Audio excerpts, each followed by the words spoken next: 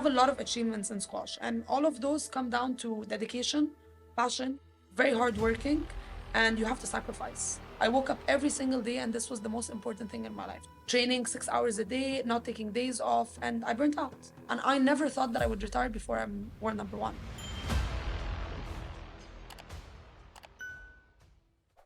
Hey, gladiators, welcome back. Today I have a female warrior in the house. Beautiful Kanzy El Defrawy. Did I pronounce it right? Perfect pronouncement. Okay, because I'm dyslexic, right? So when I read, it doesn't sound like Defrawy to me. It's like, what? Yes? Or some Mandarin name. So where does your name come from? Yeah. So actually, it means my treasure in Arabic, and I'm from Egypt. So my parents like the name, and I love the name because it doesn't really sound very Egyptian. And No, it's it can not be- very common as well. Yeah, So I'm really glad they gave me that name. cool. It's like Darius, because when I go to, or Dariush, when I go to Poland and Eastern European countries, they have my name, right? It doesn't Right. sound, nothing wrong with Arabic. We just don't want people to position you, right? Exactly. Yeah, yeah. Okay. You don't want to be put in a box. We got introduced a week ago by a mutual friend, and I stalked you, you stalked me. Right. And I was like quite impressed because you're very young, and I don't normally interview young people because they don't have a track record, right? So the interview lasts about 5 minutes. So the podcast lasts. I'm like, Nice. tell me about your life story. I went to college.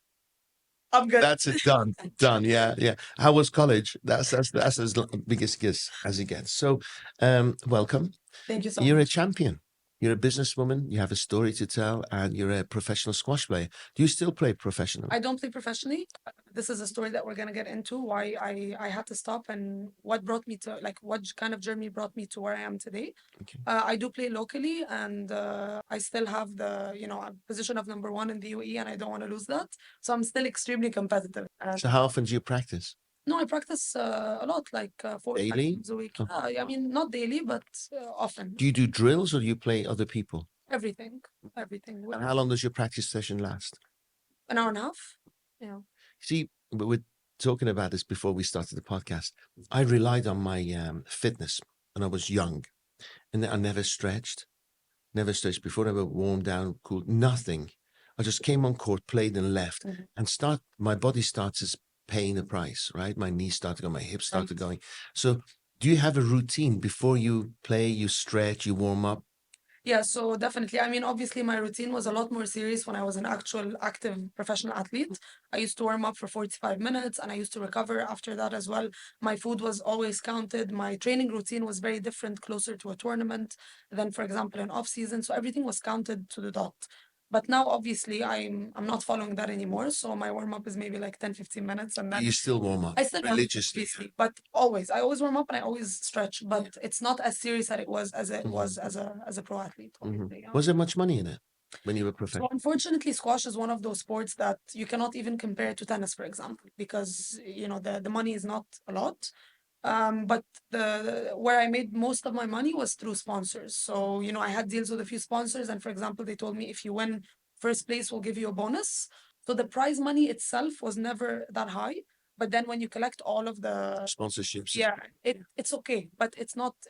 You will not be a millionaire as a squash player. No. You will still struggle. But you're super fit, right? You're Yeah, super fit. exactly. And I was top 20 in the world and I still struggled financially because there's a lot of costs that you need to pay. You need to travel all year round. Hotels, food, everything. And you have a team. And you have a full team. You have a therapist, you have a physiotherapist, you have a mental coach, you have a fitness coach, you have a squash coach. So, and you have to travel everything at your own expense. So you're paying salaries every month, you're traveling every month, and obviously you have to take the most expensive plane tickets to be comfortable, and so it's a lot of expenses, and at the end of the day, you don't end up making as much. So Were you like halfway through your career thought, shit, I should have taken tennis? 100%. I thought that when I was 12. I was like, Because you have eye to ball, ball to eye coordination, Yeah, right? yeah. So you could have probably been very good at tennis. But I still feel like I was born to be a squash player. Mm. At the end of the day, I have the talent for it. So a lot of squash players are born talented for squash, for the game, and they can read the game. And I was one of those. Like, I'm very blessed, but I didn't need to work as hard as other players because I was actually very talented. Yes, something came naturally to you. A lot of things came very naturally to me that I don't necessarily think I would have had in tennis. And the other thing is like there are thousands of tennis players across the world, but squash is very unique.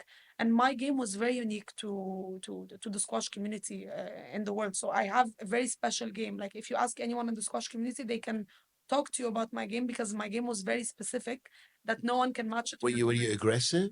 Extremely, How did I guess? extremely. How I If would you never want have to beat thought so. Yeah. Listen, if you want to beat me, you have to kill me on the court. I have to walk out crawling, bleeding, and I know that there was nothing more I could have done to, to be able to win the match. So this is We'll the come only to that because yeah. there were points where I was like in my 30s and 14 and 15-year-olds started beating me. Yeah, I was like, there's something going on here, yeah, something wrong here. yeah. Okay, so born in Egypt or born Mhm. here? Born and raised in Egypt. Parents, sports people? So actually, my both of my parents were athletic, but they were never pro athletes or anything like that. They were both they both had very high aspirations to become pro athletes, and they never were able to. So they kind of put all of their energies and efforts to making me a champion, as well as my other three sisters. They're They also play. they're also very successful athletes. So my parents, like for them, sports was always the top priority in the house. So Training was they want one boy, just one boy, yeah, didn't right? To make happen. them millions, Didn't right? happen. And I get it's 4 girls and like 25% of the boys collectively. You're okay. Did not happen, yeah. So yeah, so they actually, of course, I couldn't have gone as far in my career without them because they were very supportive from day one.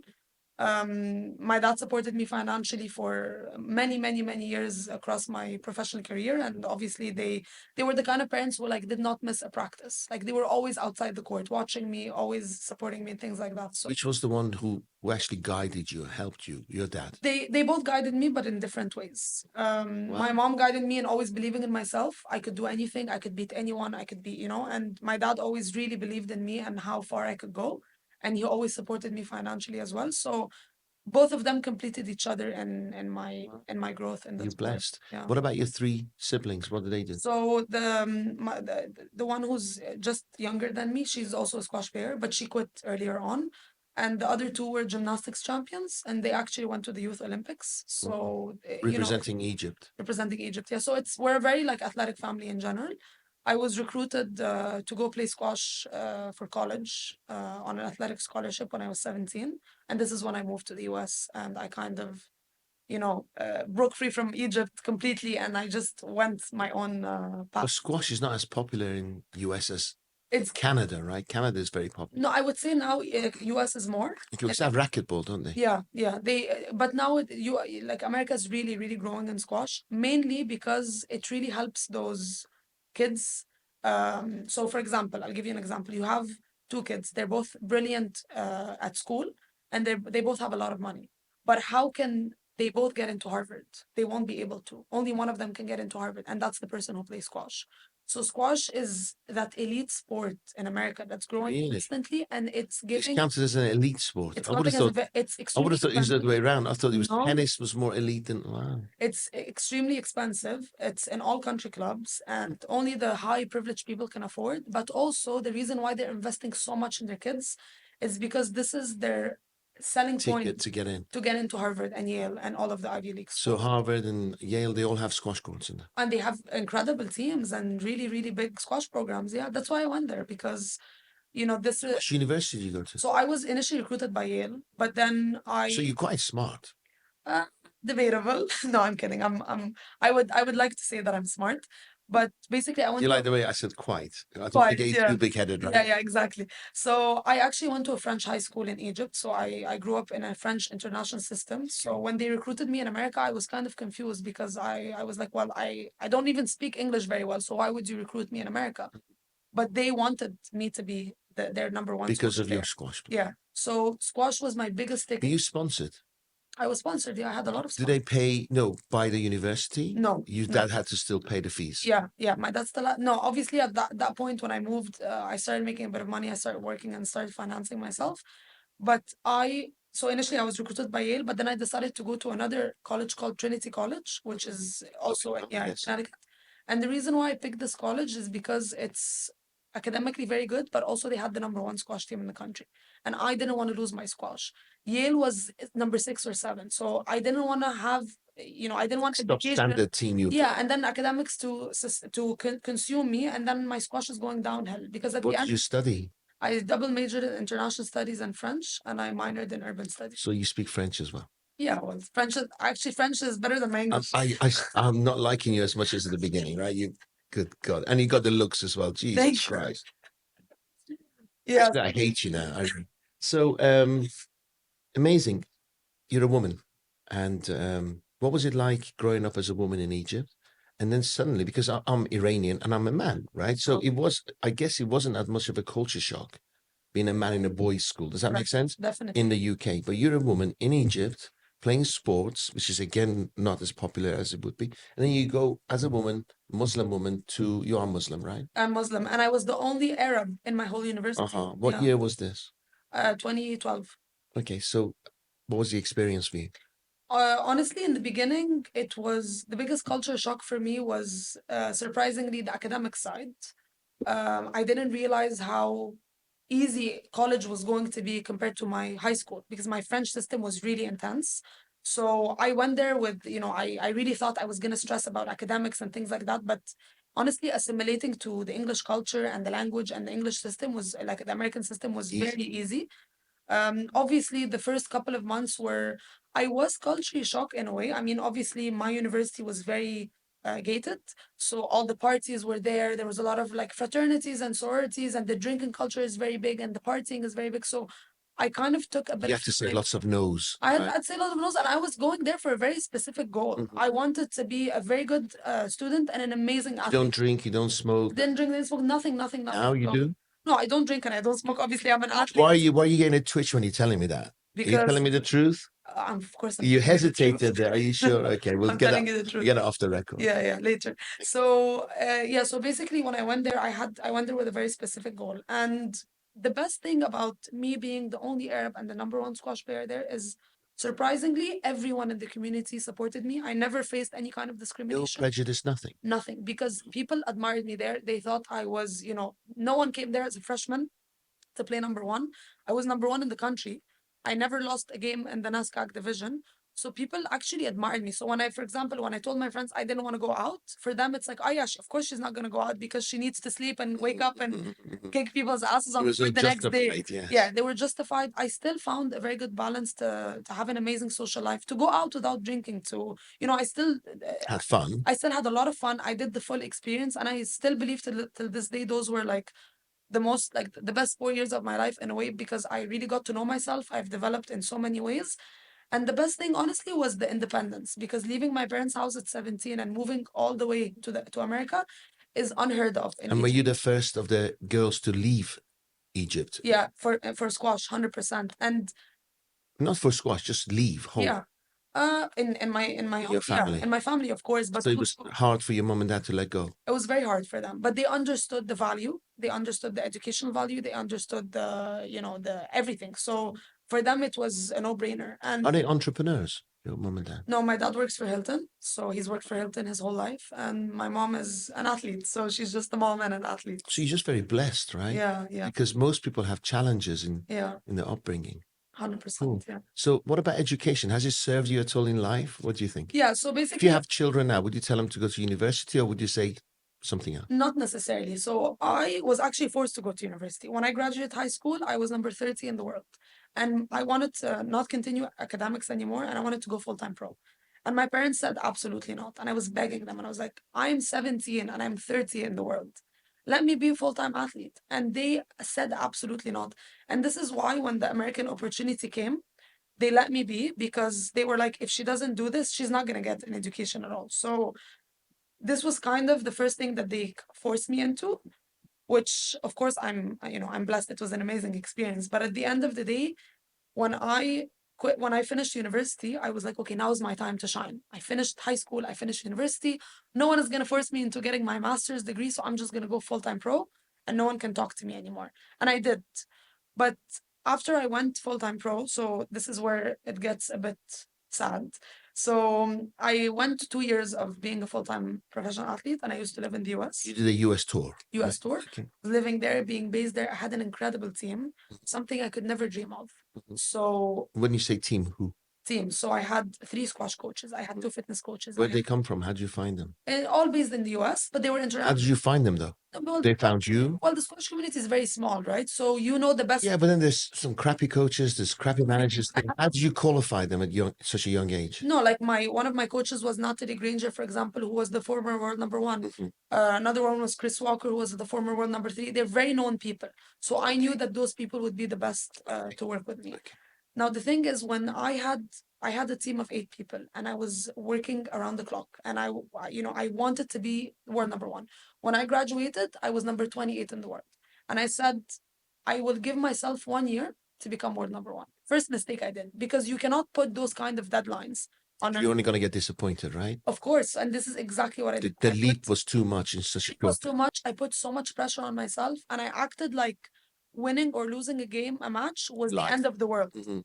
But when I played before that, when I was in college, I was just a college student. I didn't care. So I used to travel and sometimes enjoy the process. Have so much fun. And I used to be top 10 in the world. I used to be number 4 in the world, number 5 in the world. I played the best matches of my life at that time. But then when I graduated, even though I was a full-time athlete, the amount of pressure I put on myself mentally and physically was out of this world. And I reached a high career ranking of 20th. So in a year, I went from 28th to 20th. And this was my highest ever career. And you were pissed. Not only pissed, I was beating my body nonstop, training 6 hours a day, not taking days off, and I burnt out. I burnt out mentally. I didn't want to be there anymore. Did the coaches see that? Were they telling you? 100%. But chill, relax, but I was not listening because my head was completely consumed. And you must have been about 22, 23? 20? At the time, I was 24. Yeah, 24. I retired at 25, actually, which was extremely young. Because I never thought I would retire. Listen. I miss it a lot, but I'm very happy at business of what I'm doing today. Yeah. So I reached a point where I literally couldn't walk anymore because of the back pain that I had. I had a very bad back injury and I refused to rest. So I kept, pushing myself. And for example, I'm literally on a flight going to a tournament. I know that my back hurts, but I'm still going there. I'm still pushing myself. I'm still limping. And afterwards you're going to feel even worse. Yeah, right? and I'm limping in the squash court. I'm limping, but I just didn't want to give up. And of course, it wasn't the right approach, but it is who I am. It is my personality. I hate giving up. I hate rest days. I hate surgeries. I don't like those things. I was pushing mentally, physically. I just burned down. So it reached to a point where I literally couldn't walk anymore because of my back pain. And I woke up one day and I was like, this is not working. So I retired at 25. It was literally the hardest decision I've ever made in my whole entire life. Do you go telling people you've retired, or do you just in your mind you thought, this is it for me? You drew No, I didn't even, like, usually, squash players, when they retire, they do a big post, like, thank you. Exactly. And I didn't even do that because I was in such denial that I didn't even want to admit it to myself. And I came to the conclusion that, like, I was literally going through, like, the best metaphor would be like a really bad breakup or a divorce of 20 years because I did this for 20 years. Yeah. I woke up every single day and this was the most important thing in my life. To train, I loved it.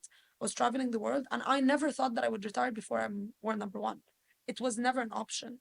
So why did you? You just had enough? Well, I couldn't walk.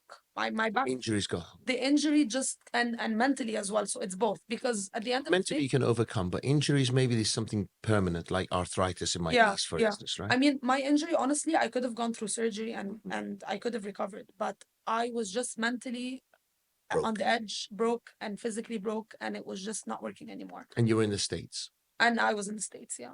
Okay. So at that point in my life, I didn't know what to do. I didn't know who I was, what I am, what is my purpose in life, most important. Can I ask you, if you don't mind? Of course. Did you have outside Scotch? Did you have a relationship? Did you have? Yeah, I mean, I had a supportive one. I had. Was the time when you took off, you could relax and you know what I mean? Yeah, I had few relationships. I had a lot of friends who were very supportive, but no one really understood what was going on. How deep was my emotional state and how deep I was broken. Because for people, they don't really get it. Even my parents didn't get it at that point. They were just like, if you want to quit, quit. If you don't want to quit, don't quit. But were you into personal development? Were you listening to people like mind coaches and stuff like this? No. So at that point, I did not do one thing to help my mental health. Nothing. And right now I'm doing 1,000 times more for my mental health than I used to do as a pro athlete, which is incredible to me because as a pro athlete, you actually need that. Correct. Squash is, you know that you're a squash player, but squash is basically That 90% was. Let's establish that. Yes, was. you know, squash is 90% mental, Mhm. 10% physical. So if your mind is not good, you are absolutely. But you know what? That's life. That's also life. In business, it's 90%. You go into battle in business, already decide whether you're going to win or lose. Yeah. The rest is easy. 100%. Yes. Yeah. Habits, with squash is habits, Yeah. repetition. Yeah. Yes. Yeah. And I say 5% skill. Yeah. 2% naturally skilled. Yeah. Exactly. Yeah. After that 5 Yeah. is what you're born with, right? That 100%. talent Yeah. that Yeah. takes you over. So what does it take to be number one? So talent, incredible amount of hard work. I haven't been number one ever, right? So I was only But you played number ones and two and threes, exactly. right? I was number one in Egypt in my category. I won a lot of international tournaments as number one. I've won a lot of national tournaments. I've won a lot of, I actually led my team to become the number one team in the country. I've won the national championship in the US. So I have a lot of achievements in squash, and all of those come down to dedication, passion. You have to be extremely passionate, very hardworking, and you have to sacrifice. The amount of things I've sacrificed in my life to reach or to achieve the things that I've achieved in squash are incredible. And Congratulations. yeah, thank you. Were you playing? The reason I asked that question because you played the world number ones and twos and stuff. Do you look at them and you feel sorry for them, or do you think, God, I aspire to be like them? When you play, not now, Right. then Do you like, oh God, I don't want a life like that. Or it might be number one, but yeah, it's more like in squash, the athletes are very verbal about how they feel, which is great. So why do you think that is? I'm not sure, but they're very honest about how they feel, and I love that. And because in squash, it's like even if I'm number 20, number one in the world is someone I've grew up with, and I know very well on a personal level. So number one in the world, men and women, they're my good friends, and you get to sit with them and speak to them. And the issue with being number one is the tremendous amount of pressure that you have on you to maintain that number one position. And I've experienced that on a much smaller scale when I was in America. I had to maintain being number one for 4 years. So you still have to go through, even though you're number one, great, but the amount of pressure that you have on you is ridiculous. So I've always thought about that. I mean, I was like, okay, if I become number one, but I need to maintain being number one. So I do feel sorry. You think they have a life? They don't. I think they have a very small, like very, very small life out of the squash world. Because here's the problem with being a professional athlete. Even when I had days off, even when I took vacation days, I was only thinking about training. Yeah. I felt you get like it's heroin, withdrawal symptoms. Yes. Guilty for taking days off because on Christmas Day, what is the other player doing on Christmas Day? Is my opponent practicing?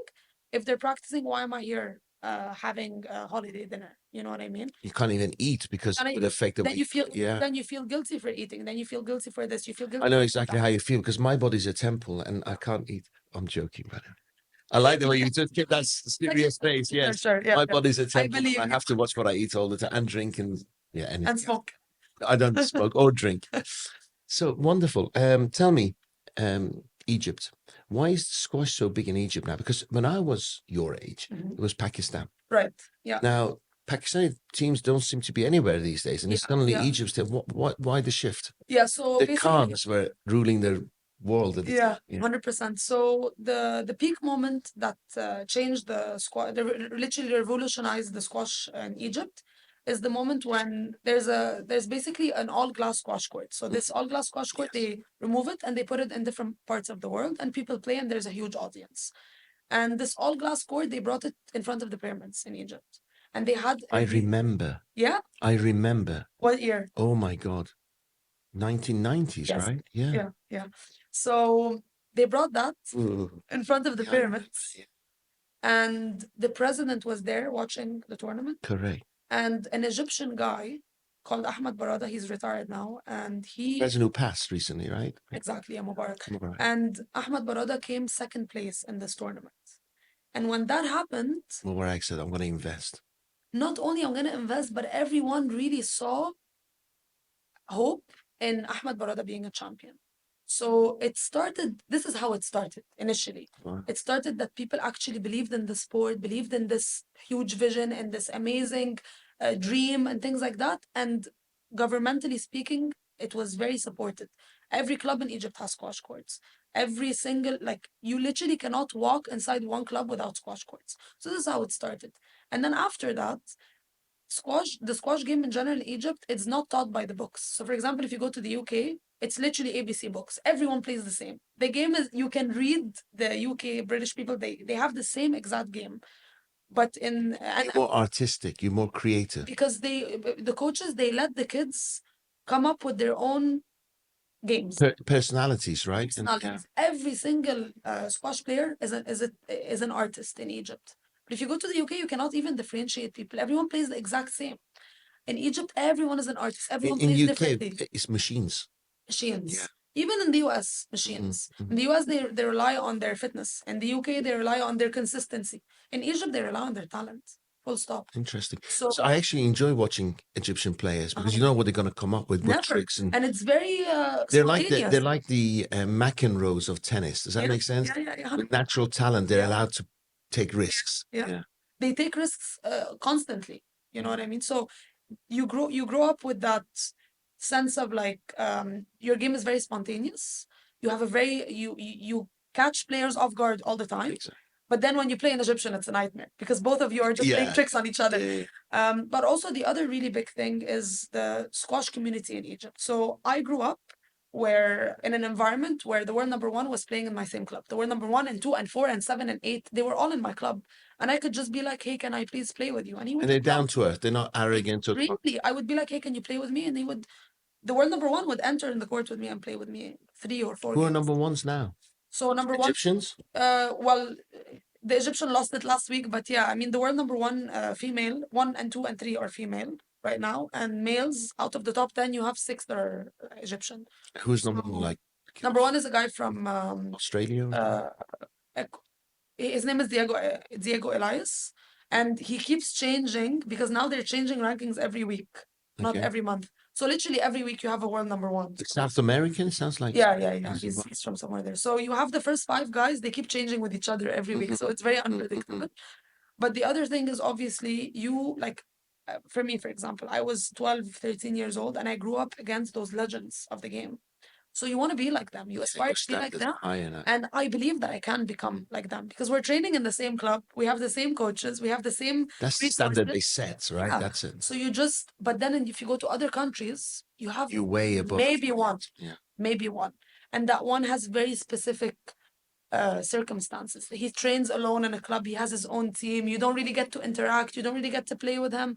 So Egypt has set the standard where you have all of those legendary players. You can just jump on court with them anytime you want. So future's looking good for Egyptian sports. For the younger generation, all the time, yeah. Amazing. So this is the reason. I remember I used to coach a little bit, kids, and you tell me the first thing they try to do is beat you. 100%. Always. And I used to. They have zero pressure. No. What I'm saying is, if somebody paid me to teach them, I know what they were going to do. They were going to try to see my standard as a coach. So I used to beat them 9-love, 9-love, 9-love. And then I got their respect, and then they'll listen to what I say. You get the same thing. Because you never met someone who go, I want to test to see how good she is. Honestly, it never happened to me. Really? They put themselves. Yeah. So they didn't know me. Yeah. Yeah, but that's a good strategy. When I was playing, it was 2-9. The scoring has changed now, and I'm wondering what's going on. 15-21. What's going on? How do you feel about the scoring changing? I remember that 9-love ones you never won a point on unless you were serving. Unless you were serving, right? Yeah. Now every point counts. Rallies used to last forever. And the games would last forever. And I much prefer the 11 game because it's the American scoring and you just it's just you just don't keep going back and forth for ages. I used to stick for 20 minutes 5-4 4-5 5 exactly 4-5 and you stay like this for 20 minutes. In Egypt it's the world is American scoring now. Everywhere. Professional standards, yeah. Okay. Because in Egypt club standards still 4-5-5-4. No, everywhere is 11. Yeah, even the juniors are playing to 11 now. So this is just the standard. So what brings you to Dubai? So after I retired. When he said that, I just think 25 anyway. Yeah. Anyway, moving on. Yeah. I'm still in denial about it, by the way, till now. I still didn't do a post that I'm retired, and I still refuse to say that. Too late now. We're out. Yeah. So I moved to Egypt because I didn't had nothing for me in America anymore. I moved to Egypt, and this was just like a transitional phase for me. Were you ever worried? Extremely. Mm. I was worried about going back to Egypt after I've been away for 6.5 years. I used to go obviously for vacations and things like that, but it was actually harder for me to move back to Egypt than moving from Egypt to America. Yeah, it was a lot harder because when you go outside and you experience all of these, you know, You're discovering, you're excited, it's yeah, new. yeah, it's new, and then you go back to a third world country where everything is completely opposite. It's really hard to go back to. What you find is that back home is always the same. Yeah, Nothing changes, nothing. right? Yeah, You knew you were going to go backwards, if you don't mind me saying yeah. so. Oh, 100%, 100%, 1,000%. So, but it's harder to see it so clearly. You know, when you go back and you see how backwards it is, but you see it so clearly, then it actually hits you. Because when you're in it, like before when I was in it, I didn't really realize how backwards it was until I actually left. Yeah. So I went back to Egypt, completely lost. Didn't know who I was. This would have been about This was how long ago? 2017. 17. Yeah. Only 5 years ago. Yeah, actually 2018. Sorry, 2018. So this is when I stopped playing professionally. My last tournament was at the very end of 2018 in the US. So I stopped then. But anyway, before I gave up completely on squash, I went back to Egypt to try to change my training. So I went there, I hired the best team, and I was like, okay, guys, America's not doing it for me. Let's try in Egypt.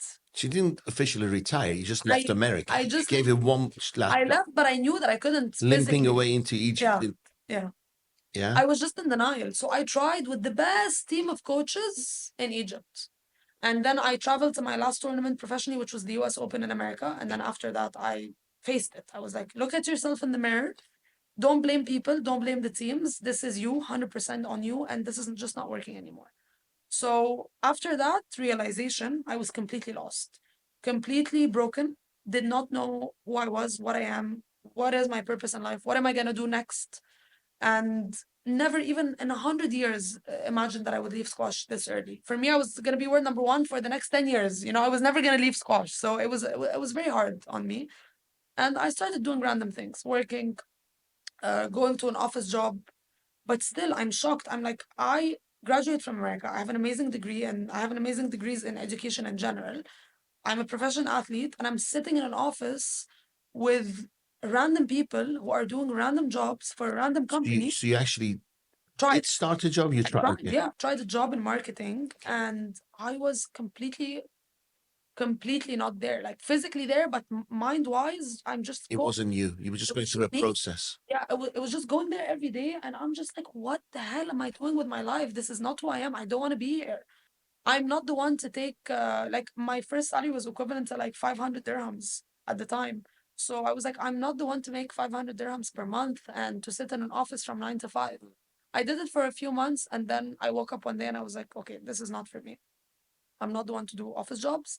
I don't know what my calling is. Do you know what I get? I get this feeling that your parents allowed you to make your own decisions. 100%. And I love that. Yeah. And I love that. And they didn't really get in the way. So, for example, when I was when I was completely broken and things like that, it's not like they gave me money and they were like, okay, here's money. They didn't pamper you. No, they didn't pamper me, but they also didn't get in my way. They just let me be. They were there for you. Yeah.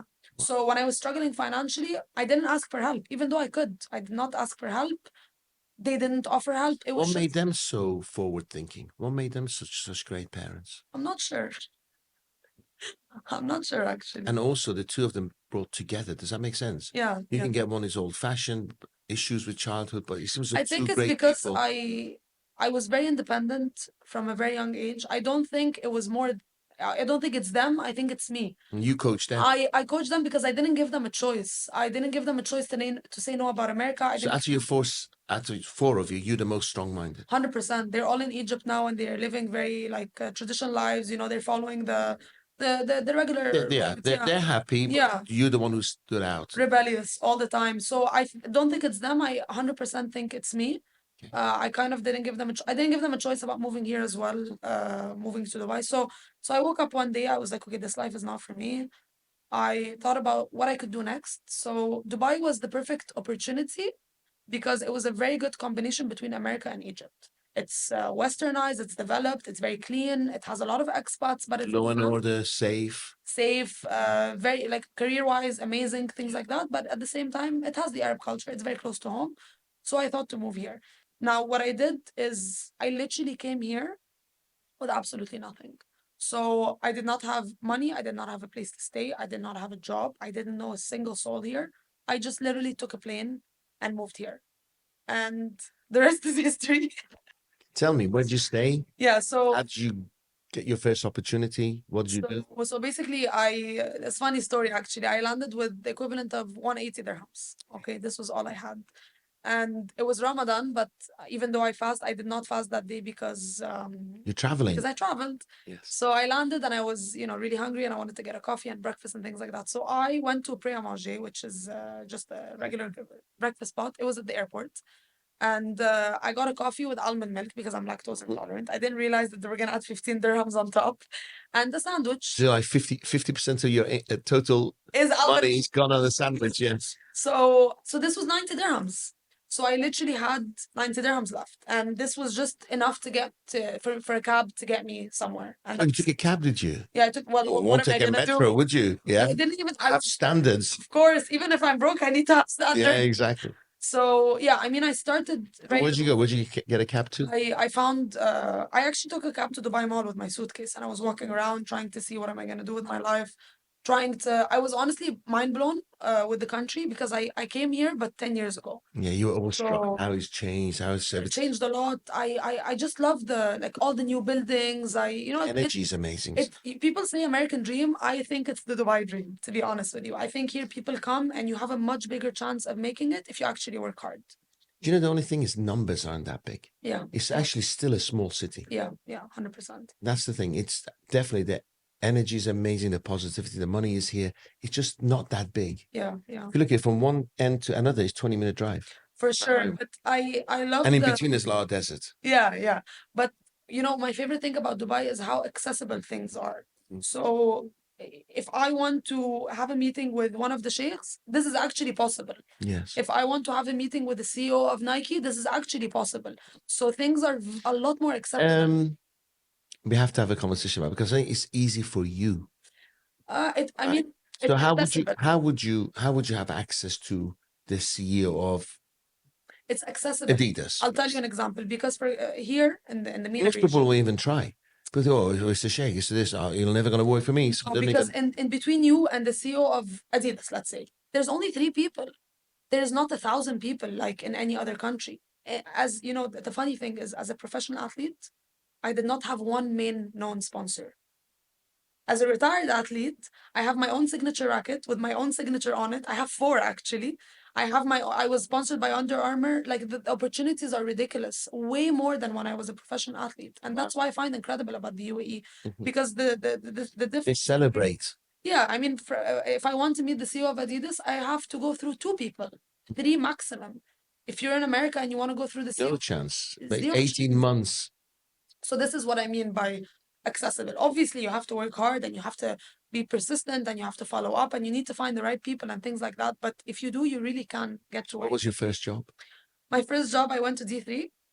I printed my CV. D3 is design district. Yeah, design people don't know. Yeah. I printed my CV more than 200 times. And I went to every single building and I went to every single door and I knocked and I gave my CV. Didn't security chase you? 100%. But I was chased by security. I was always pretending that I work there or have a meeting or something like that. We've been there.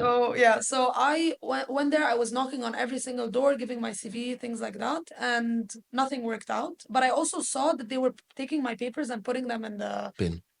Like literally in front of me. Like they were not even subtle about it. So kind of pissed me off. So I went and I laminated all of my CVs so they cannot rip them up. Yeah. And I was going there giving them as laminated and people would be like, what is this? And I'm like, yeah, well, now you cannot rip it off. It's like a menu. So you can read it or you cannot. And then I kept going to every single building. And then I also repeated the buildings to make sure. Why design district? It was just like it was just a space where you have all of these. No, why not business space? Why not this? But why design? Were you interested in design? No, I just liked the vibe of it. Okay. I like that they have so many brands as well, like so many well-known companies.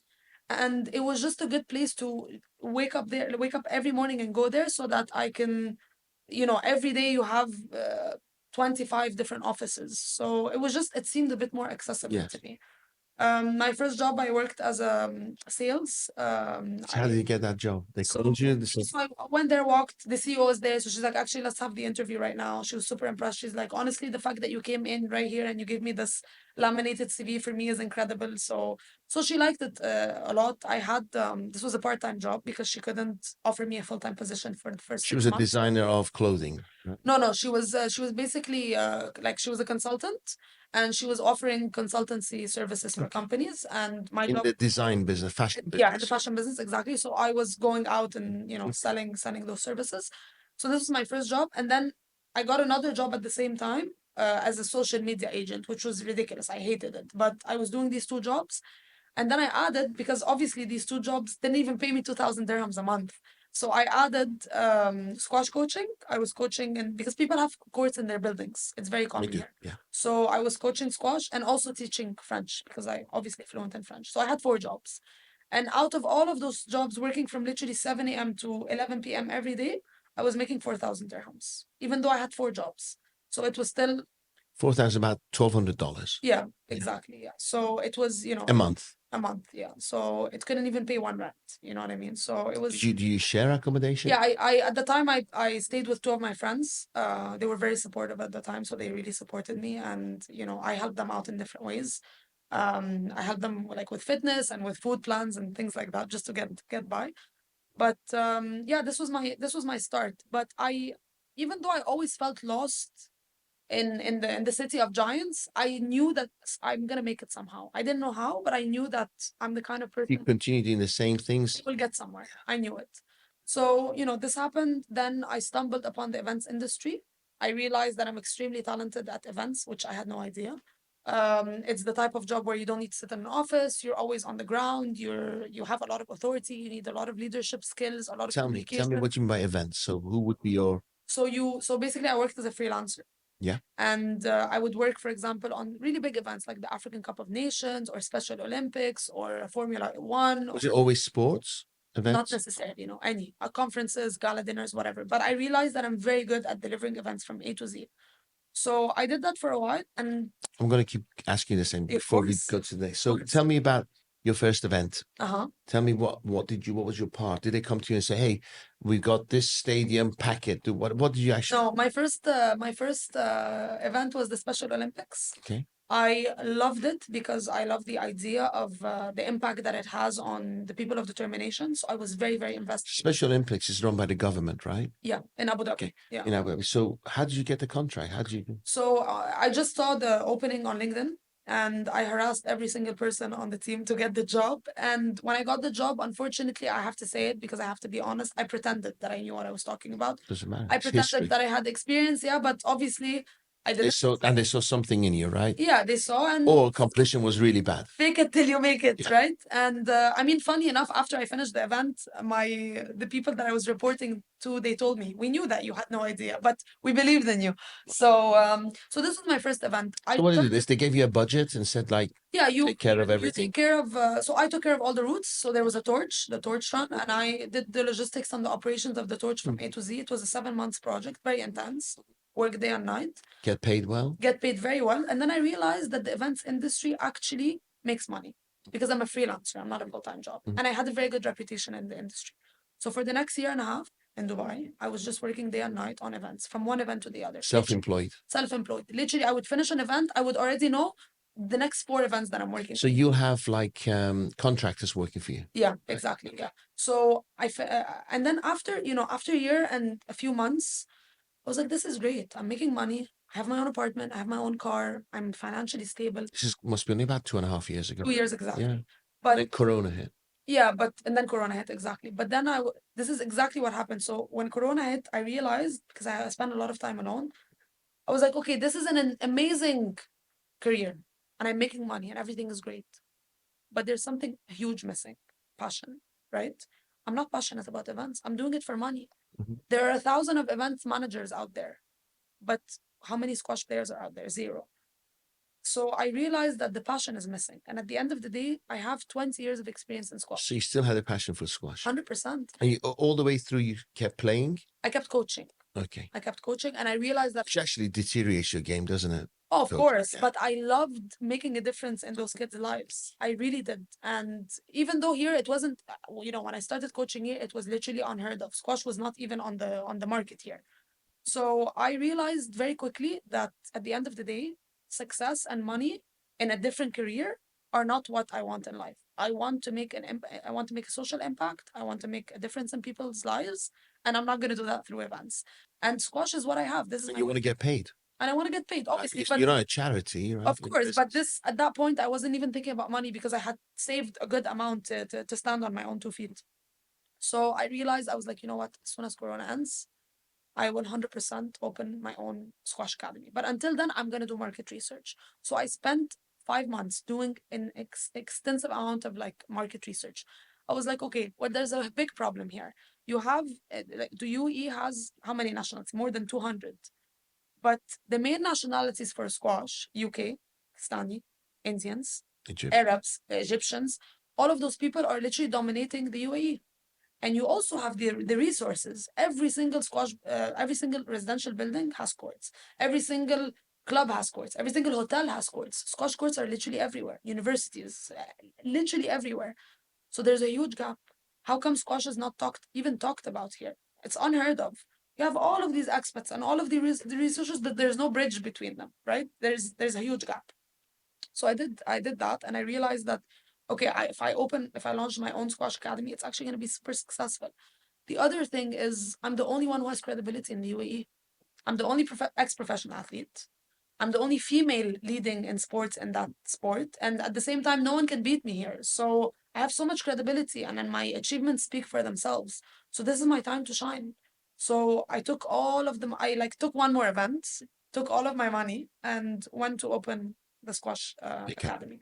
Now, the funny thing is, when I was getting my trade license, squash was not even on the system. So I had to create a category that says squash academies, so I can even open open a squash academy on a. There was no sports academy. The sports academy they have, obviously, but they have soccer academies. Squash had to create one for you. Yeah, they don't have squash. So they didn't have a squash association, which just launched about 8 or 9 months ago, which is great for the country actually. Are you part of it? I cannot be a part of it because Has it's to be locals local. only, and it's also conflict of interest because I have my own right now. You know the locals? Yeah, I know them because they're part of the UAE Squash Association, and now They're players themselves? No, they don't play. So I launched exactly 2 years ago, and when I first launched, I launched with a very, very big contract that I worked very hard for, which was Jumeirah Group. And Jumeirah Group, they own different hotels, and only 2 of them have squash courts, which are Jumeirah Minas and Jumeirah Minas Salam. Yeah. So I started first in Jumeirah Minas Salam on my own. I was the only coach. Like, this was the academy. Our paths has probably crossed a lot because I'm a member there. Yeah? Yeah. I'd never even think about going to school. My knees are gone. But yeah, listening to you, I want to start playing again. 100%. I'm dragging you right after this podcast. You have to drag me. 100%. Drown the court as well. Yeah. Drag, yes. So when I first did my contract, they were using the squash courts there as storage. I remember. So they were putting all the spinning bikes. Even Jumeirah Beach Hotel, they reduced the number of courts. Yeah, 100%. Yeah.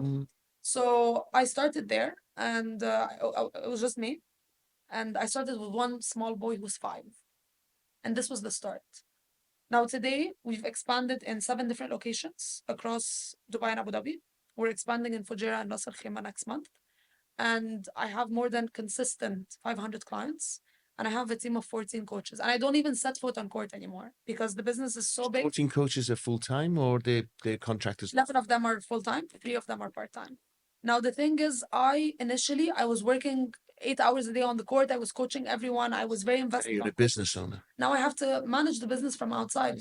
We have to train the coaches. But again, all of the coaches are following the same training philosophy. So if you train with one coach or the other, you're still going to see the exact same value. I mean, obviously, one of them. They've been trained by you? Yeah, so we've like me and my executive director, we both are training people and training all of the coaches to coach in the exact same way so that our delivery is the same. Obviously, one of them might be a joker, one of them might yell a bit. Personalities, yes. But the techniques and the teaching philosophy is the same. And I'm very grateful for where I am today. I mean, today we are the biggest squash academy in the UAE, the most successful one. And as soon as I launched, all the squash academies started coming out of nowhere, which I love because this is the kind of impact. You're something right. You're And rattling something, right? exactly. And even though, they might compete with me here and there, they might take a few clients, I don't care because it means that the impact is working. It means that something is right.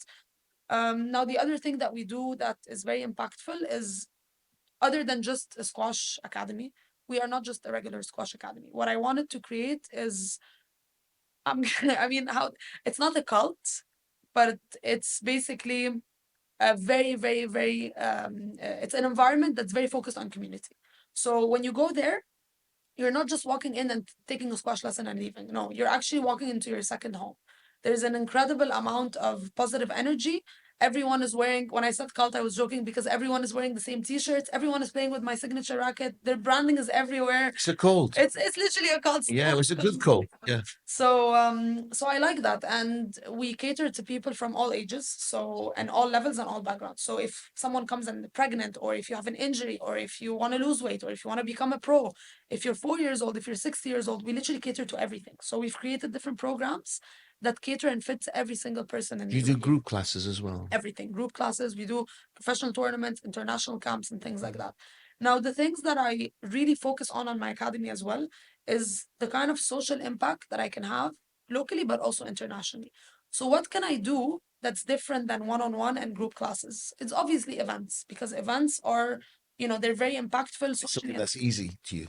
And it's easy because I have the experience, which, with the events industry, this is where my event skills come in. But what I decided to do is I wanted to create the first Special Olympics squash team in the world, What's because special? Special Olympics means the kids of determination. Okay. So if you have any mental disabilities or physical disabilities, you qualify to be in the Tournament. Special Olympics Yes. team. Yes. And Special Olympics is basically an international tournament. It's exactly like the Olympics, but for people of determination. Wow. So it's an incredible So event. what kind of handicaps do they have? These Everything. So you have people who cannot even hold the racket. You have people who are barely can walk. You have people who have mental, are mentally, a bit behind. You name it, whatever it is, you name it. they love it. They love the game, They right? love it. They love it. They love it. And I cannot believe that no one in the world has ever done a program for them before. There's no money in it, so you're literally contributing, right? No, we are doing it for free. Obviously, it's pro bono. Yeah, that's what I'm saying. You're not doing it as a business. No. You're doing it as a And community contribution. it's a community contribution, but I also have a lot of support from volunteers. So, I worked a lot of consecutive months with an organization called Touch, which is an agency that handles people with disabilities. And they used to bring us, a lot of kids every Friday, but also a lot of volunteers. So with every kid, we were able to have 3 volunteers with just one kid. Like, this is how much you need to focus Interesting. with the kid. Yeah, yeah. Yeah. So it's an incredible program, and this is the kind of things that I want to do to actually have a social impact, and to show people that squash is actually an incredible sport, but not just it's literally for everyone. It's an all-inclusive sport, and anyone can play. It doesn't matter your social background, your cultural background, your educational background, you can Anybody. play. So this is your full-time focus now. It's my I know you do speaking and everything. Yeah, I what actually do you speak about? Yeah, I actually do. I work for Guinness World Records as an adjudicator. Okay. So I'm the first female in history to become, from Egypt, obviously, to become a Guinness World Record adjudicator.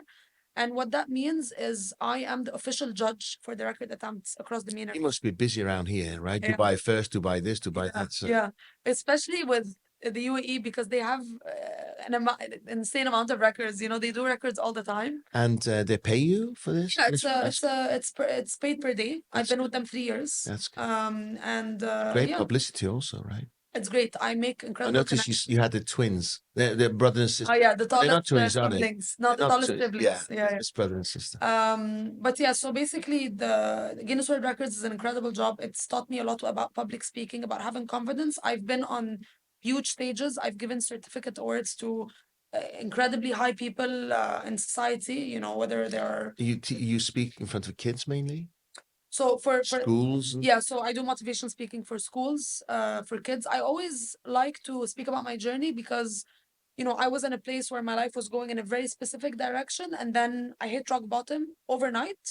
and I just had to pick myself up and go in a different direction. So it doesn't mean because your journey is stopped, it doesn't mean that you're going to give up on life. Stops, yeah. And you can actually make a much better life for yourself. And today, as an entrepreneur and a businesswoman, I am 1,000 times happier about my life than when I was a pro athlete. And I never thought about that. I never. Now, here's the thing. The feeling I get from you is that you just, the obstacles, I'm just going to kick it. 100%. Okay. Yeah, 100%. Not many. You're a gladiator warrior, right? So 100%. that's why we get on. Yeah, yeah. I feel the same. I said, bring it on. I'll just whatever it walk is, through. hit me. Okay. Yeah. Tell me about, this is going to be difficult for you. Tell me about the 3 top challenges you face as a business owner. So the first one was trust. Mhm. I still this is a problem that I still have right now. I have a very hard time trusting people, and this is not out of nowhere, right? I So was going to say, what's happened? yeah, like, I mean, a lot of people have stabbed me in the back. A lot of people have in stolen. your entrepreneur journey Yeah. or before? No, entrepreneur journey. This is from entrepreneur journey. Lying, stealing, talking behind my back, pretending, but then having another face, stealing my ideas. I've just seen it all. How So does that make you feel? it makes me feel great about myself because I know that what I'm doing is working in terms of when someone I think that's a bit of bullshit, to be honest with you. no, I mean, How does that make you when you find like one of your employees is taken, because it happens to me all the time, right? Stolen one of your ideas. How does that make you feel instantly? You don't go, no, so yeah, I'm doing great. yeah, so I've wasted like 2 weeks training you and yeah. coaching you, sharing you the ins and outs of everything. I trusted in you. I gave you information. No, I mean, obviously, I get very disappointed. How do you react? Do you go like, "What how am I doing?" Or do you get aggressive? Do you want revenge? And what emotions do you go through? I never want revenge. This is never one of my aims. In the beginning, I used to react very emotionally. So I used to feel really upset and really angry, and I used to be angry for days. And I was getting in the way of my day, my routine, because I would just spend my whole day being angry and upset and pissed. But then I realized that these things are inevitable. People are always gonna steal, they're always gonna lie, they're always gonna, talk behind my back. There's always gonna stab me. They're always gonna steal my ideas. So I just changed my approach a little bit. So it's more like instead of just trusting anyone, I will completely minimize my circle. So the people I trust are very little. Everyone else, they just know generic things. But any information or things like that, it's very, very confidential, and I only share with like very, very specific people.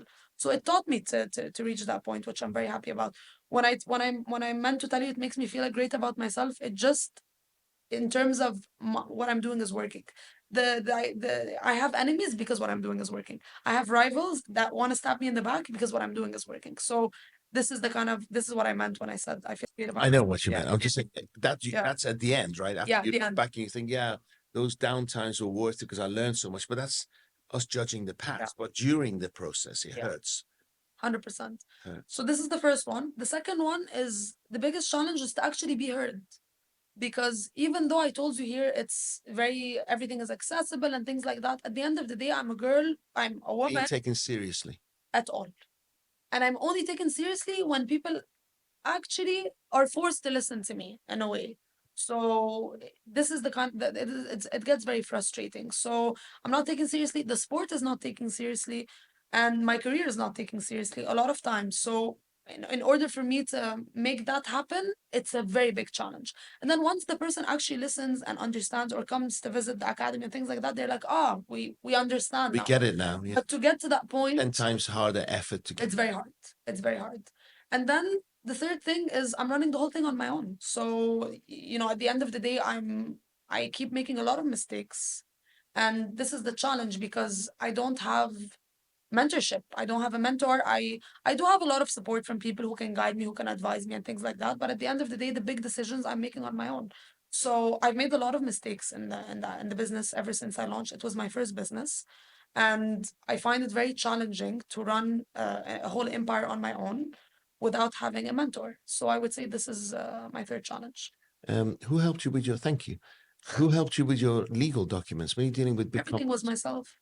Everything was myself, yeah. Without sharing too much. You said legal documents, you think, oh, why did I sign that one? I wish I know what I knew. And Yeah, it happened a lot. Documents, not giving people NDAs and then they go and take my ideas. Um, Contracting in general. when I started, I did everything on my own. So I'm literally doing a 10-month job. I'm doing marketing. I'm doing the hiring. I'm doing contracting, scheduling. I'm dealing with all of the different locations. I'm doing social media. I'm doing client relations. I'm handling the website. I'm developing an app. It's just like ridiculous amount of work because I didn't have a team or Are the you on finance. top of your numbers? Yeah, this is something that I'm very proud of. Since day one, I've never been at a loss. Never. No. At last, do you know everything that goes in and out of your business? 100%. That's really Yeah, important. for sure. That's key. But I do have a lot of support from my executive director. His name is Khaled. He's been with me since day one, and he's my right arm Person. and left arm and everything. But yeah, he's definitely on top of things financially and all the numbers, and he's managing all the coaches, and he's managing all of the schedules and things like that. So you're still in a way selling because you're in the business development, growing it, Yeah. ideas, relationship building. Yeah, for sure. I mean, I'm at the top of the brand now, and I'm doing clients relations and growing the business and business development every day. This is my job now. Because I used to own gyms. I used to own 7 gyms in the UK. Nice. And when I came here, automatically I thought, this personal trainer business, I could really do great things. And we own a web company. We have a social media agency. We top 3% Google partners in advertising online. So this is easy. I'll get the trainers in. I'll get them the visas. I coach them how to sell. And then we just get them prospects. Mhm. We had coaches from Albania who couldn't even speak English, right? Therefore, it says they want to buy. That's all I get. I said, I can go to the ATM with them. You take the 6,000 and then you bring it back. Literally coaching them how to close deals, right? One of them, as soon as he got busy, he was on 2,000 dirhams a month working for a hotel chain. It was my birthday. My wife treated me to a birthday present at this hotel. I walked in, he was there like this. Yeah. And I said, you got a future here, right? I took him out, coached him, set him up as a business, working for me, made him a partner. He stole 5 trainers from me. No. And he stole 5 trainers from me and he told me, up yours, and started a competitive business. What's his name? I'm kidding. I don't want to know. I just wanted to I'll put you tell on you the spot. afterwards. I'll tell you afterwards. And the funny thing is our paths cross. Nice. So I go to 7 gym, my paths cross, and I was just looking for petty. Yeah. Because he stole. And then what happens is when people steal from you, eventually they steal from each other. Yeah. Because that's one of their values, right? Lack of trust. So he's back to, I think, him and his wife. That's it now. He married one of the trainers. But then I just thought all I was doing at the time, I was investing to get other people promoted, get them busy so they can walk away. So I stopped the business. The difference with squash is that they have locations. You can't do squash training unless you have a squash. Right. With personal training, you can do in the garage, in the garden. So everywhere. Yeah. Exactly. So Well, I'm so sorry. It's the people's business. Yeah. It was the best thing because I was doing a business I wasn't enjoying. I was just doing it for the money. Right. Too many people, not enough margin. The best thing that ever happened to me. Right. But it hurt me, right? Because he was training with my son, my kids. I was taking care of him like my own son. I gave him a car. He failed his driving lessons 3 times. I paid for his tests, his lessons, everything. That's crazy. Mm. Yeah, it is what it is. And unfortunately, and it's kind of inevitable. I feel like if this hadn't happened to you, someone else would have stabbed you in the back. You know what I mean? You do every day. No, Aki stabs me all the time. But that's like, sir, every day. And I have to pay him, at the end of the month, I have to pay him a salary. I literally just feel like you cannot run away from it. No, it's just people. It's just people. So what do you think of people? I love people. I enjoy people's companies all the time. I like to surround myself with people, but I think it's very important for you to surround yourself with. How do you qualify them? So it's funny because ever since I launched my business, I changed my perspective completely with people, and it's more like if you're not gonna add any positive value to my life, I don't want to even talk to you. Yeah, because it soaks up your energy. Yeah. And I was not like that. Before I launched my business, I was actually friends with everyone. People stabbed me back. I didn't care. I was just existing. You're very clear now. Yeah, it's very clear. And even if it's negative energy in any way, it doesn't even have to be business. If in any possible way, I just stay away. Beautiful. Because I cannot afford to surround myself with that kind of energy. Yeah. Amazing. I'm very, very sensitive. I'd rather be at home, read a book, than be out with anyone which soaks up my energy. Yeah, 100%. 100%. So, 5 years down the line, where would Kanzy be? And her business. Kanzy would be, so right now I've succeeded to make the UAE, anyone who thinks about squash knows where to go. They go to the Flying Duff. Anyone who wants to play squash, where am I going? I'm going to the Flying Duff. I want to reach that point, but internationally. So I want my academy to be the international hub for all athletes around the world to come to Dubai and for it to be the ultimate training spot for athletes. Because now there's actually a really big gap worldwide. All the athletes in Egypt, they don't train in Egypt anymore. You have the Noura Sherbini, the first female in the world, she trains in Prague. Mohammed Al-Sharbagi, the first guy in the world, he trains in the UK. Everyone is to become the best and stay there, they have to leave Egypt. They have to leave Egypt because they don't have the right structure. Yeah. So in Egypt, for example, infrastructure. Yeah, in Egypt you could have an amazing coach, right? But for you to get from one place to the other, it's going to take you 1.5 hours in traffic, and then for you to go to fitness training, you have to drive another 1.5 hours.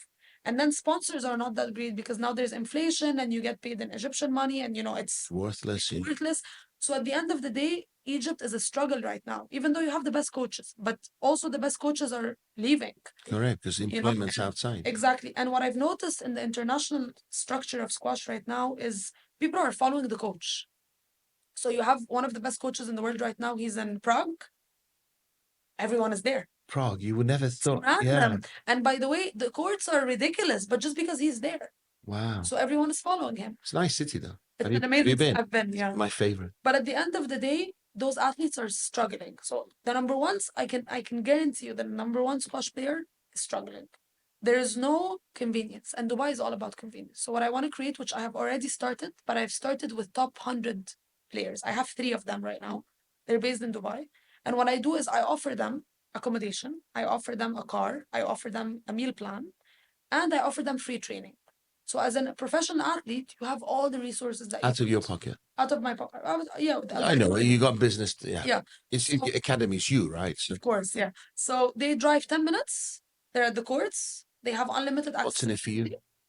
Well, they're gonna wear my logo and play internationally, and they're sponsored. Internationally, they have to wear it. Yeah, because they travel every month for a professional tour. You take a cut out of their income? No, I don't take a cut, but I'm not paying them. So I'm only covering their expenses. It's bloody high expenses. High expenses, but at the end of the day, if I want to bring a top 10 player, he wouldn't do that. He would. Do they come here and go, well, hang on a second, after 6 months, this neighborhood, I want to move to the marina. Do they ever say that? No. They're very grateful. They stay humble. No, they're very grateful. They're very grateful.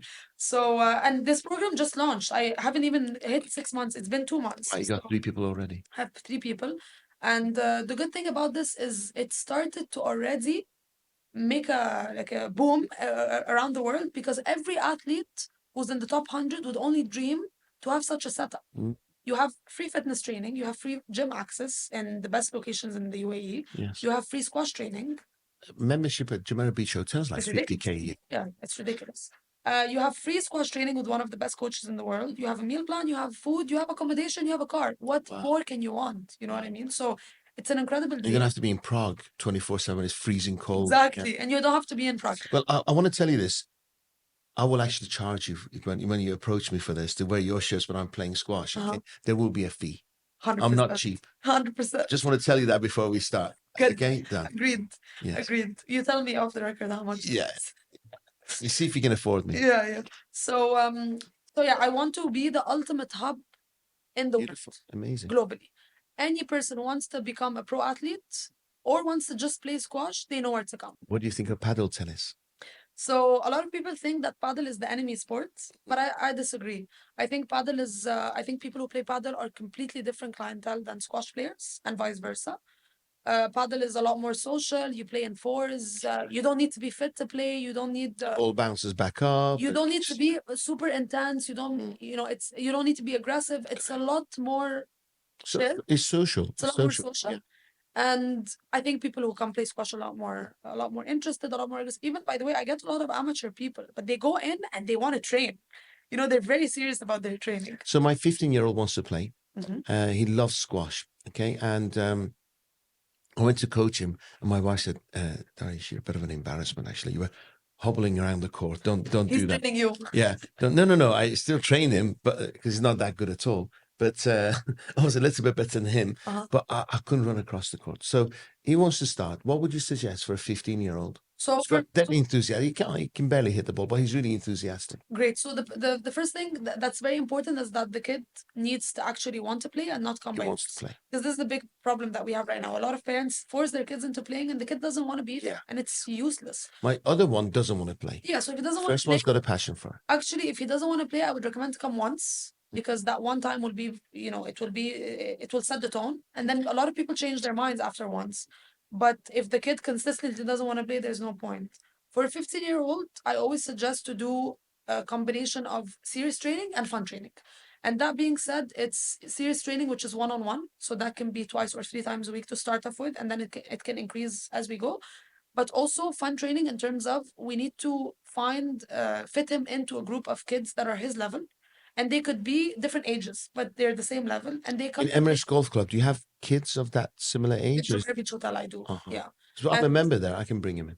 You Do they- don't need to be a member anywhere. Oh, really? That's the great thing about it. Yeah. So that's why our clients are very happy because They don't have to join the club. they don't have to So join they're- the club and they're actually using great facilities. So when the kids are playing squash, can the parents have coffee? Of course. And they get a discount everywhere. Why did I join the damn thing? I could have Exactly. just She's club. looking Yeah, for- exactly. Yeah. Have it, yeah. And we have And I a squad. sneak off to the beach. Yeah, and you get 20% off F&B, so it's great. It's a great deal. You I know? get 20%. I'm a J Club member, man. Come on. Amazing. Well done to you. Amazing contract. Yeah, yeah. Proud So of he you. can.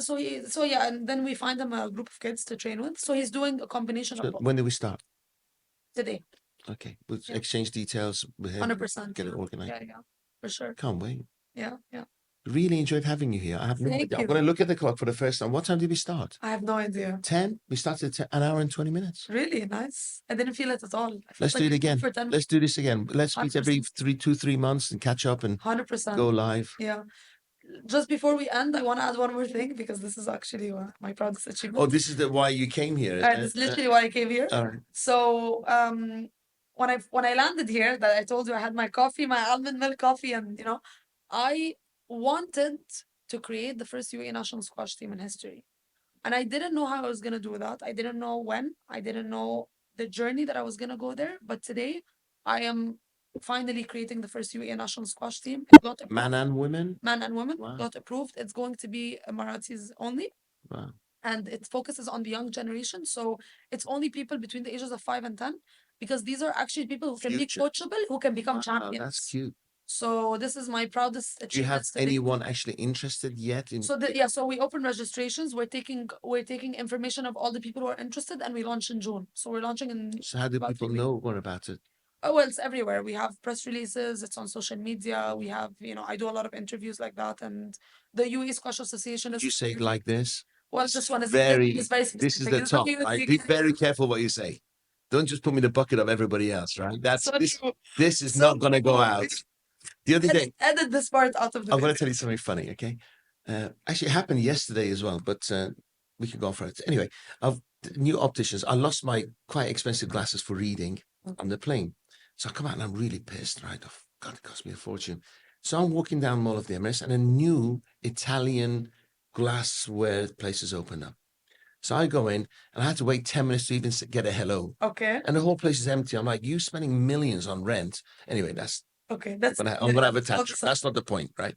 So this lady comes to me. I complain, and this lady comes to me, optician or whatever it is, and she starts measuring me, and she was talking to me about books and stuff. I said, yeah, I I'm into personal development. She goes, oh, what, you have an Instagram account? Oh, you're an influencer, right?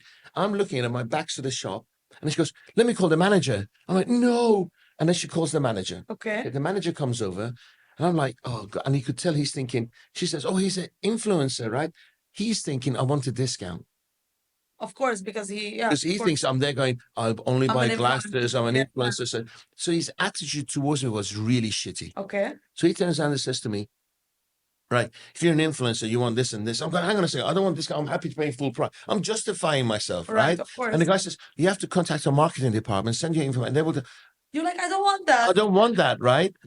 So I'm like, ooh, Right. right? I said, wait a second. Until now, I don't want to do business with you, right? Because I don't want to send you, I want to pay full price. But you telling me to send information to your marketing department contact me. I started getting really I started having, my ego came out, right? 100%. And he didn't ask for my social media Nothing. details, nothing. And he walked away, No, walked away, that's the same. isn't it? And they want the business. They want the business. So the woman started apologizing. I said, I'll come back only for you. Right, because you're Not for polite. him. Because you're polite. Yeah, and he showed some interest in me. This guy immediately labeled me. He's never going to get my business. And I promise you, when this shop doesn't make money in a year's down the line, he'd be fired. And Time proves, did you right? go back? It was only last week. Okay. I bought on the spot. I'm a salesman, right? I'm the easiest person to sell to. I bought 3. No. Just in case I lose one, I have a spare one. I have one with turns into dark when it's in the car. Yeah, just in case anything happens. Yeah, I just like spending money. Nice. I like earning more than spending. But also spending and getting. So how do you look after yourself? How do you treat yourself? And because you've been grinding, right, all your life. Yeah, So yeah. how do you say, I'm worthy of this? How do you I'm treat also a spender. Like as you mentioned, I like to live well. I don't like to not be able to have anything. So I'm really bad at saving money. 100%. Good. This is definitely not one of my skills. I'm actually horrible at saving money. But Do you know why? Do you know why most people No. aren't? Because they don't have a plan what to do with it. I don't have a plan. No. Inflation is running at 9 to 12%, right? So people put in under the blanket, under the mattress in a safe. They don't realize they're losing 12% a year. Yeah, for sure. Minimum. Yeah. Minimum. Yeah. So I yeah, coach people how to save money. yeah, we're gonna have a conversation right now after this. So yeah, I'm really bad at saving money, but at the same time, I don't feel like I ever, stop myself from having something that I What want. I say to my mum used to say, the audience has heard this before, be careful, watch this, have enough to pay the rent. I always earn enough to cover the rent. Right. But now I don't know how much my costs are, Etisalat bills, due bills. I have Nothing. no idea. Yeah. Because I earn so much just taking care of Doesn't it. matter. Yeah. Focus on abundance. Mhm. Have you heard of compound growth? No. Okay. My homework for you is to study compound growth. Okay. Okay. Einstein said it's the 8th wonder of the world. Okay. Okay. I will, because you're so young, by the age of 40, the way you're going, you'll be a multimillionaire just from your savings. Mhm. I'll teach you how to do it. Okay. Okay. That's free of charge. Nice. Okay. By the way, free of charge is no good. Why? Because Because if but I'm people gonna. pay, if people pay, they pay attention. No. It's free, they don't appreciate it. I'm gonna get it for free, but you're gonna come play squash with me. It's done. You're getting Anyway, on that note, we got. you're getting way more. You're getting way more value than money. Come on. Okay. Have you been to Rome? Let's have another conversation. Let's change the Kanzy, I loved having you. Thank you so much. It was my pleasure. Love your energy. Thank you so much. Thank you. Let me tell you something about you. Okay. Before I met you, I liked you. You were responsive. You dealt with things quickly. You were professional. You turned up on time, punctual. I'm proud of you. Thank you so much. Those are strong values that people judge you, don't tell you. I really appreciate it. Thank you so much. And all credit to your parents. Thank you so much. Because it was because of them you are who you are, right? Yeah. Did they come and see you? They visited a few times, yeah. Done. But yeah, I go a lot. I'm sure they're very proud of you. Yeah, they are. But I go a lot as well to Egypt. I go visit them all the time. Yeah, but it's nice when they come and see it all happening. Yeah, right? yeah, 100%. And they have the walks on the Jumeirah Beach Hotel, pretending that they're going to classes with you. For sure. Thank you for coming. Thank Let's do this you. again. And gladiators, I salute you. I salute you, Thank you so warrior, much. and see you very soon. Thank you so much. Thank you, Kanzy. By the way, your information will be put up as text, Perfect. so all the audience will contact you there. Amazing. Thank you again. I'm so excited. Thank you so much. This is great. Bye. Thank you.